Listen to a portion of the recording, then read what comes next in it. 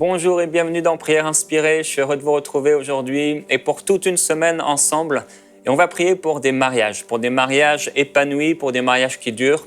Peut-être vous êtes mariés et c'est clair que Dieu veut bénir votre mariage, il veut l'amener dans une gloire nouvelle. Et peut-être vous n'êtes pas encore mariés et il y aura encore une émission pour vous qui sera en fin de cette semaine, vendredi. On va prier pour les célibataires. Et pendant cette semaine, on va prier aujourd'hui pour notre époux, notre épouse.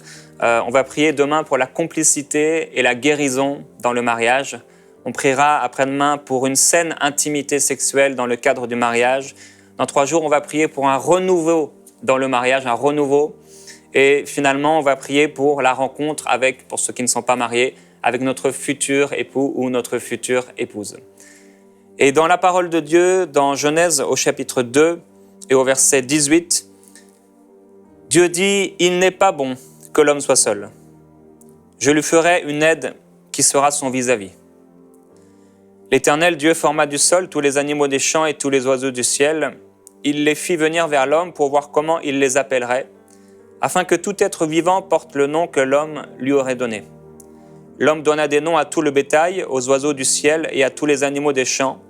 Mais pour l'homme, il ne trouva pas d'aide qui fût son vis-à-vis. Alors l'Éternel Dieu fit tomber un profond sommeil sur l'homme qui s'endormit. Il prit une de ses côtes et referma la chair à sa place. L'Éternel Dieu forma une femme de la côte qu'il avait prise à l'homme et il l'amena vers l'homme. Et l'homme dit, « Cette fois, c'est l'os de mes os, la chair de ma chair. C'est elle qu'on appellera femme, car elle a été prise de l'homme. C'est pourquoi l'homme quittera son père et sa mère et s'attachera à sa femme, et ils deviendront une seule chair. L'homme et sa femme étaient tous les deux nus et n'en avaient pas honte. » Voilà la création de la femme. Dieu qui réalise que l'homme a besoin d'une aide qui soit son vis-à-vis. Et c'est spécial parce que lorsque Dieu dit cette chose-là, lorsqu'il fait cette déclaration, il n'est pas bon que l'homme soit seul, je lui ferai une aide qui sera son vis-à-vis. On voit juste après que Dieu a créé des animaux. Et j'imagine que parmi tous les animaux, Adam n'a pas trouvé quelqu'un avec lequel il pourrait être son vis-à-vis. Peut-être il a essayé de parler à certains animaux, il n'y avait pas beaucoup de réponses. Peut-être il a essayé de parler au chien, il a vu que le chien, quand il lançait quelque chose, le chien renvoyait la pomme ou le fruit. Et peut-être il trouvait ça drôle, mais il ne trouvait pas de vis-à-vis. Quelqu'un avec qui il pourrait parler, avec qui il pourrait discuter, quelqu'un avec qui il pourrait être complice, il pourrait partager. Et alors, il a donné les noms à tous les animaux et finalement, il est écrit « L'homme ne trouva pas d'aide qui fût son vis-à-vis ». Parmi les milliers et les dizaines de milliers d'animaux ou d'espèces différentes, aucun animal ne pouvait bien sûr être un vis-à-vis pour l'homme. Et c'est là qu'il va se passer vraiment quelque chose de surnaturel, quelque chose de glorieux. Dieu va d'abord faire tomber un profond sommeil sur l'homme et il va ouvrir une de ses côtes. Et là, il va créer la femme. Et finalement, Adam va se réjouir et il va dire, voilà, maintenant, c'est l'os de mes os et c'est la chair de ma chair. Et là arrive le principe, un des premiers, certainement, principes spirituels que nous retrouvons dans la parole de Dieu, qui est confirmé dans le Nouveau Testament. C'est pourquoi l'homme quittera son père et sa mère et s'attachera à sa femme. Et les deux deviendront une seule chair. Alors c'est vraiment une grâce de pouvoir être marié, une grâce de pouvoir rencontrer quelqu'un qui devienne notre vis-à-vis, quelqu'un avec qui on va pouvoir former une seule chair. Et la Bible déclare que lorsque l'homme trouve une femme, c'est vraiment une grâce, il trouve le bonheur, c'est une grâce qui vient de la part de l'Éternel. Et bien sûr, nous n'avons jamais vu en général un homme et une femme qui se marient le jour du mariage pleurer de tristesse, mais en général, nous les voyons vraiment heureux et c'est certainement l'un des plus beaux jours de leur vie. Et c'est la volonté de Dieu pour le mariage. Que nous puissions trouver un vis-à-vis, quelqu'un avec qui on va pouvoir être complice. Et nous savons qu'il y a des ennemis qui sont là contre le mariage. Il y a des loups qui viennent ravager les vignes, et comme on le verra, des renards qui viennent ravager les vignes. Et la volonté de Dieu pour nous, ce sont des mariages qui sont épanouis.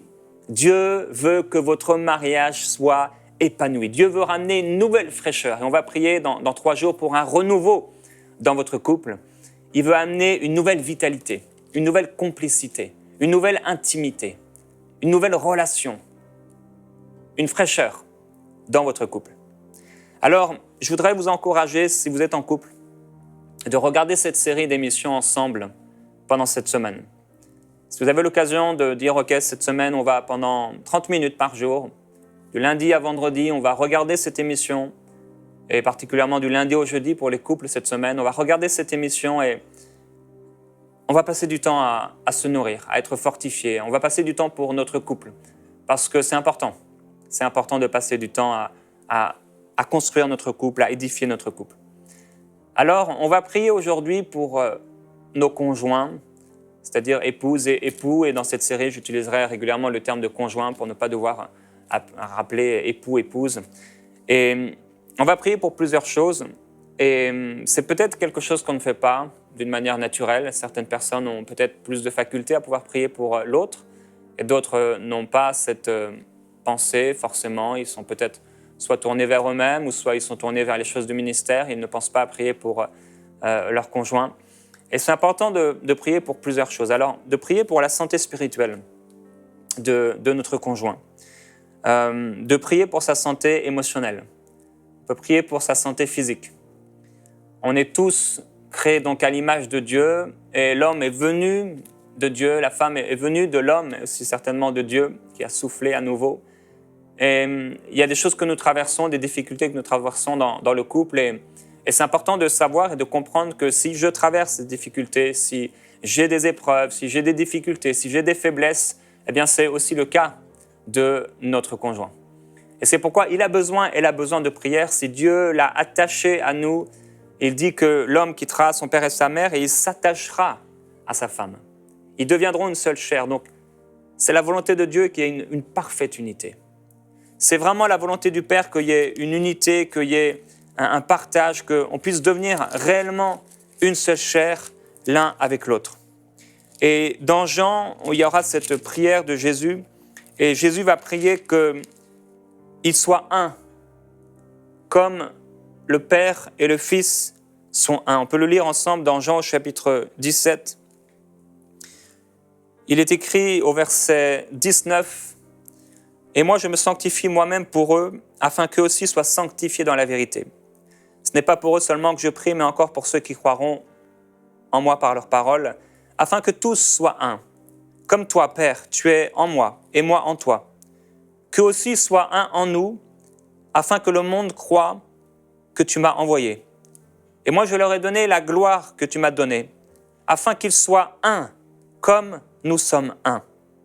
Moi en eux et toi en moi, afin qu'ils soient parfaitement un, et que le monde connaisse que tu m'as envoyé et que tu les as aimés comme tu m'as aimé. Père, je veux que là où je suis, ce que tu m'as donné soit aussi avec moi, afin qu'ils contemplent ma gloire, celle que tu m'as donnée parce que tu m'as aimé avant la fondation du monde. » On va prier aujourd'hui pour cette unité dans le couple qui doit exister, qui doit demeurer, qui doit grandir, qui doit se fortifier.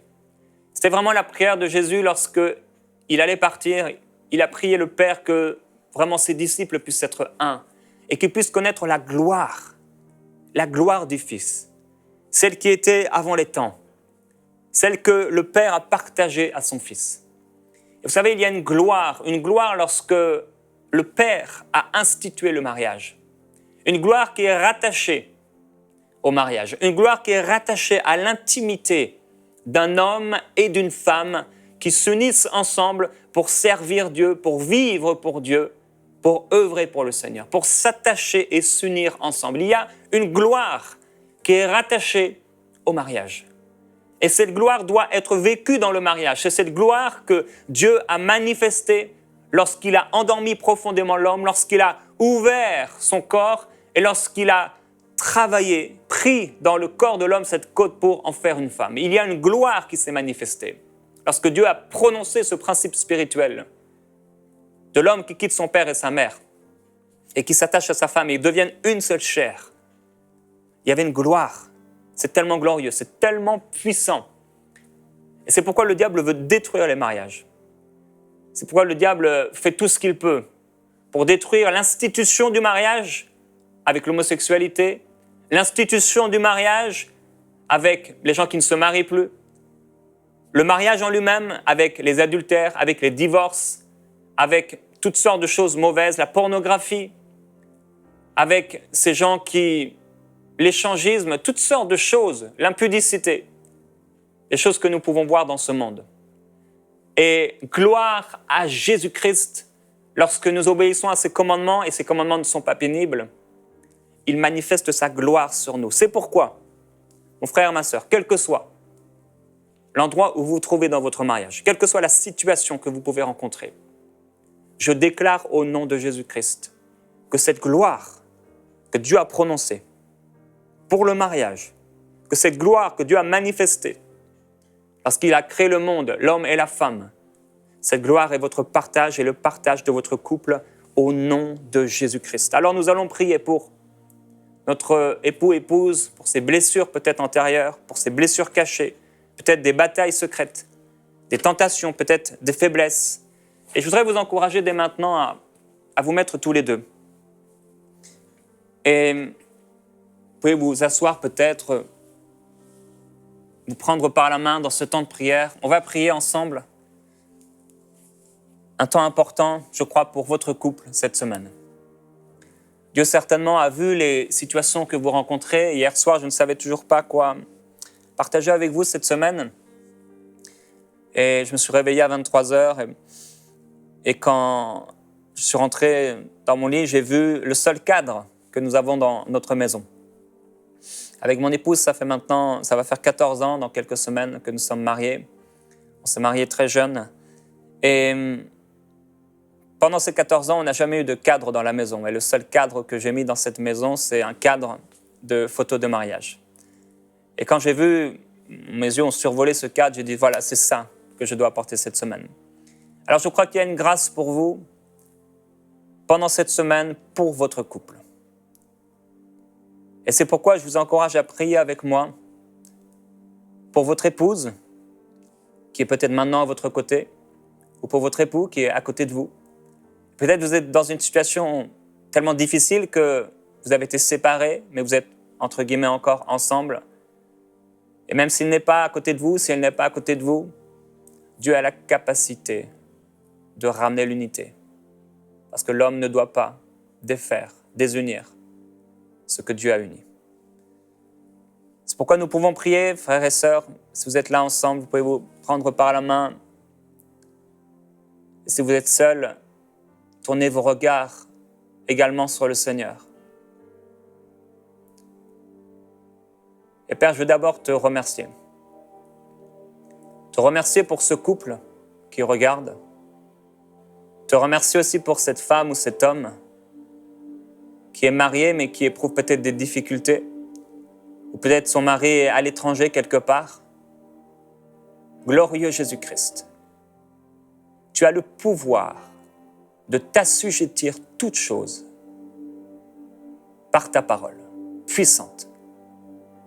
Ta parole est puissante et tu as déclaré que si nous prions selon ta volonté, tu nous accordes ce que nous te demandons.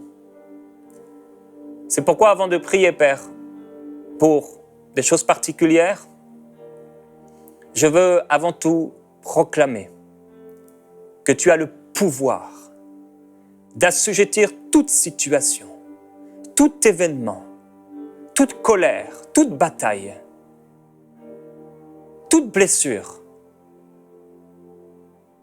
toute chose ancienne ou présente qui fait mal.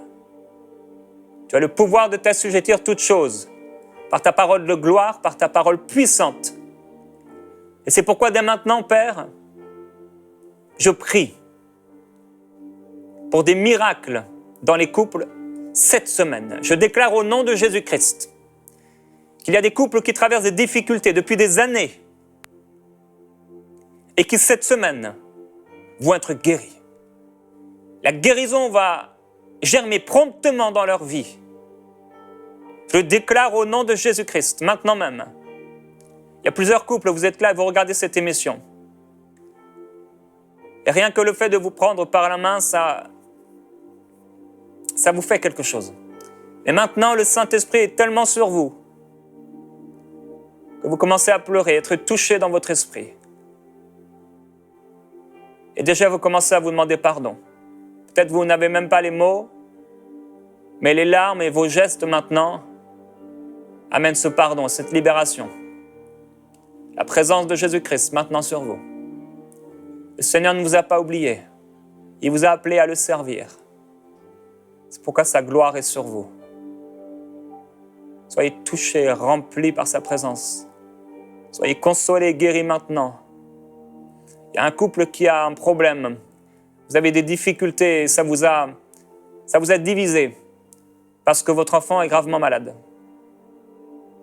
Et le diable a non seulement attaqué votre enfant, mais par cela, il a voulu attaquer votre couple. Il vient pour voler, pour tuer, pour détruire. J'aimerais vous dire que Jésus est venu pour vous donner la vie et la vie en abondance. Et c'est pourquoi je vous encourage maintenant à marcher dans l'unité, à vous pardonner pour les paroles blessantes qui ont été prononcées pour les actions. Maintenant, pardonnez-vous. Et maintenant, je proclame au nom de Jésus-Christ que Satan lâche votre enfant. Maladie, tu quittes le corps de cet enfant maintenant, au nom de Jésus-Christ. Ce fils, cette fille est maintenant guérie, au nom de Jésus-Christ. Par cette parole de connaissance, je libère la guérison. Amen. Maintenant, j'aimerais que nous puissions prier pour nos conjoints. Et lorsque je prierai, vous pouvez répéter ces paroles avec moi en les prenant pour vous. Et vous pouvez dire, Père, je prie avant tout pour mon attitude vis-à-vis de mon époux ou mon épouse. Je te demande, s'il te plaît, de m'aider dans mon attitude et mon caractère à faire le bien. Si dans le cadre du mariage, j'agis mal, je suis prêt à changer, à écouter ta voix pendant toute cette semaine. Je te demande, s'il te plaît, de m'aider à voir comment je peux changer et ce que je peux changer. Je te demande, Père, d'avoir des paroles de sagesse envers mon épouse. Donne-moi des paroles de sagesse. Donne-moi des paroles inspirées pour fortifier sa vie, pour l'aider, pour la soutenir. Donne-moi également, Père, s'il y a lieu, des paroles de connaissance. Peut-être elle traverse des situations difficiles que je ne connais pas. Peut-être il y a des batailles secrètes que je ne connais pas, qu'elle garde cachées. Je te demande, s'il te plaît, Père, de m'aider à la soutenir.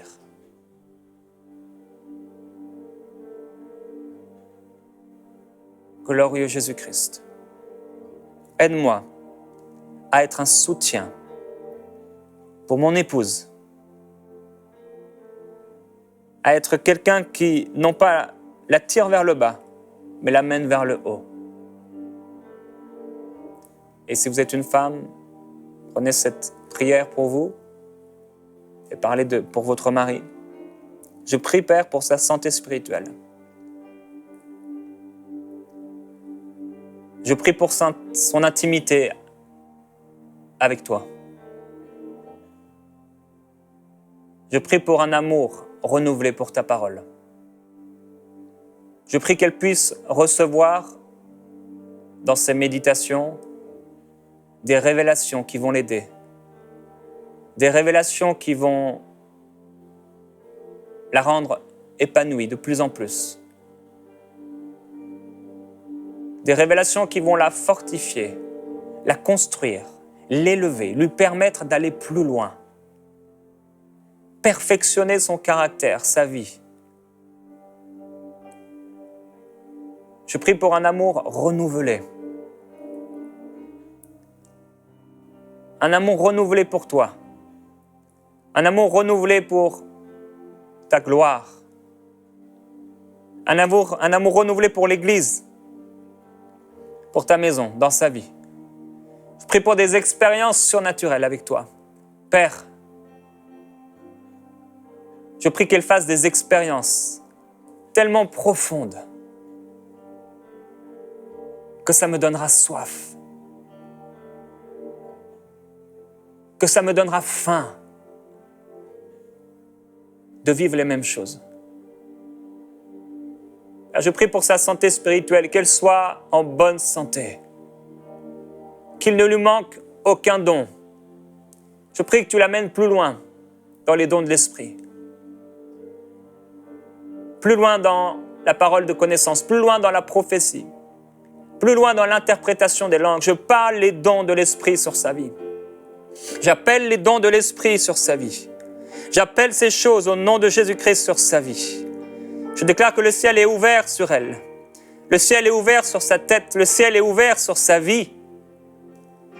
Elle expérimente des choses nouvelles. Elle s'élève dans les dimensions de l'Esprit. Elle découvre les profondeurs de l'Esprit, les profondeurs de la parole de Dieu.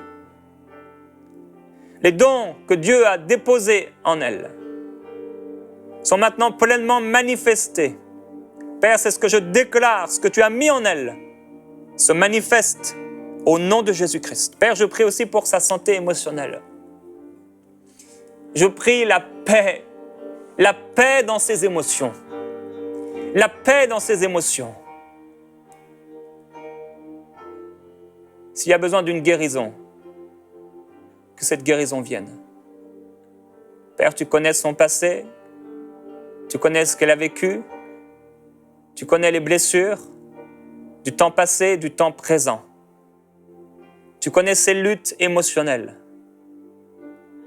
Père, s'il y a un problème d'estime de soi, s'il y a un problème de joie, s'il y a un problème de paix, s'il y a un problème d'assurance, s'il y a un problème de jalousie, de division, guéris ses émotions. S'il y a un problème dans sa personnalité, guéris sa personnalité. Glorieux Jésus-Christ. Esprit de Jésus, je proclame la guérison des blessures antérieures. Et pendant que vous priez, frères et sœurs, s'il y a des choses que vous connaissez sur votre conjoint, parlez la guérison de ces blessures. Parlez la guérison de ces blessures, maintenant. Père, je prie par rapport aux batailles secrètes, des choses qu'elle a peut-être gardées, enfouies en elle,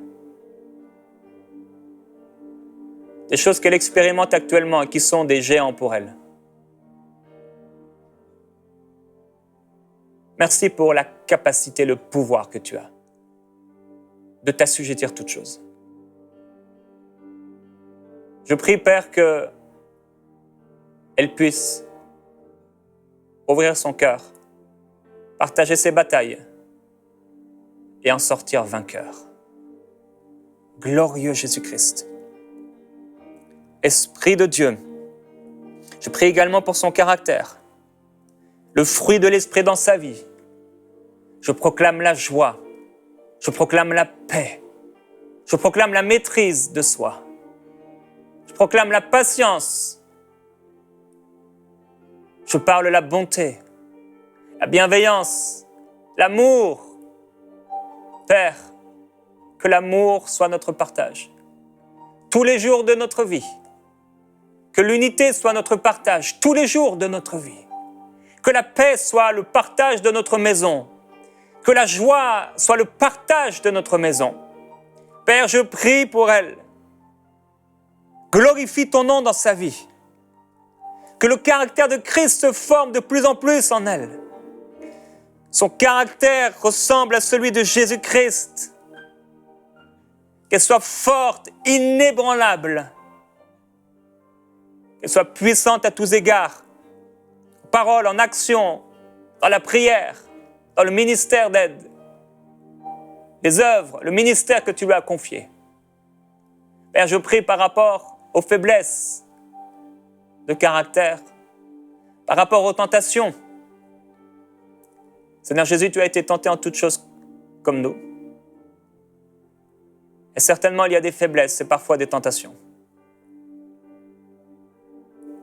Et Père, je ne suis pas meilleur. Je prie que tu la soutiennes et que tu la fortifies, qu'elle reste debout. Tu as le pouvoir de nous garder debout jusqu'à la fin. C'est pourquoi, Père, je prie qu'elle soit écartée du mal, qu'elle soit écartée de la tentation, qu'elle soit délivrée du mal, qu'elle soit protégée des tentations de l'ennemi. Je déclare que tu l'entoures d'une muraille de protection, d'une muraille de feu. Merci parce qu'elle a le pouvoir de marcher sur les serpents et les scorpions et sur toute la puissance de l'ennemi et que rien ne pourra lui nuire. Rien ne pourra nuire à mon couple. Je parle aussi la vie dans sa santé physique, dans son corps, s'il y a de la crainte, s'il y a de la peur. Je parle la vie au nom de Jésus. S'il a une maladie, maintenant je déclare au nom de Jésus que cette maladie s'enfuit. Non par mon pouvoir, non par ma piété, mais à cause du sang de Jésus-Christ. Le nom de Jésus. La guérison vient maintenant dans son corps. Je l'appelle maintenant. Je déclare qu'elle aura de longs jours sur la terre. De longs jours bénis sur la terre. Elle vivra longtemps en bonne santé. Elle sera fortifiée. Glorieux Jésus-Christ. Je parle les projets de Dieu dans sa vie. Les projets de Dieu dans sa vie. Que ces projets s'accomplissent maintenant au nom de Jésus-Christ. Frères et sœurs, je vous encourage à la maison à continuer à prier ensemble. Continuez à prier, même si vous êtes seul. Continuez à prier pour votre conjoint. Continuez à prier pour lui, pour elle. J'ai prié pour mon épouse, mais cette prière était aussi pour que vous puissiez la prendre pour vous, pour votre époux. Priez ensemble au nom de Jésus-Christ et soyez fortifiés. Demain, nous allons prier pour la complicité et la guérison dans le mariage et certainement Dieu va toucher votre mariage. Envoyez-nous vos sujets de prière à prière@enseigne-moi.com.